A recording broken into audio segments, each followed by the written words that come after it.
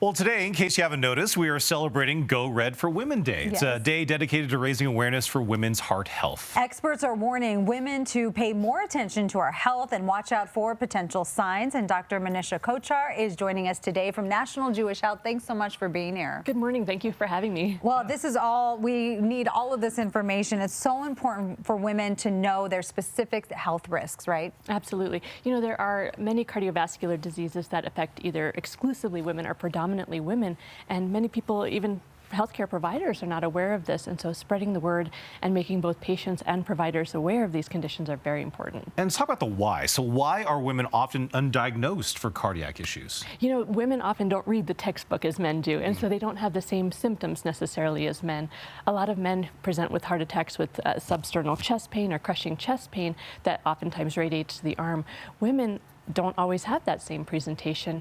I've had women come into my office where they'd been repeatedly going to the dentist with jaw pain when in fact that was their manifestation of a heart attack, even indigestion symptoms, shortness of breath. And so the symptoms vary a lot for women. So that makes it really difficult. Yeah. What are some of the heart conditions unique to women? So in pregnancy, there are a few conditions. One is called preeclampsia, where there's elevated blood pressure and protein in the urine towards the end of pregnancy. Another one called peripartum cardiomyopathy, where there is actually heart failure in women towards the end of pregnancy and after delivery. Also, there are other conditions that affect predominantly women, a condition called Takotsubo's cardiomyopathy, coronary artery dissection, and these affect both men and women, but predominantly women. And then what about mothers or, you know, potential mothers to be? What type of specifics should they be concerned about?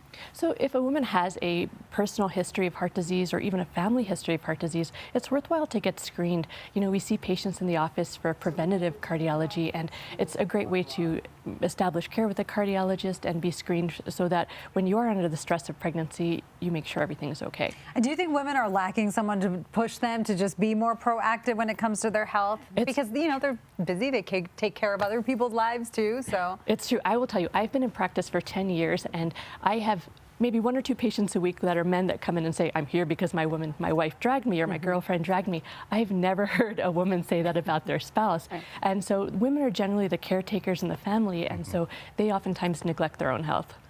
And then over at National Jewish, opening a women's cardiac clinic soon specifically. So tell us about that. What can we expect from that? We are very fortunate at National Jewish Health to have a predominantly female provider service. We have men as well. And, you know, men and women are trained the same, but sometimes women just feel more comfortable being in the presence of another woman provider, and we offer that experience for women. That is fantastic. Yeah, it's great. Really important information. Thanks so much for being here. Thank you. Thank you, Doctor. Appreciate it. And you can watch all of our Health Watch interviews, by the way, on our website, cbscolorado.com. We will be right back.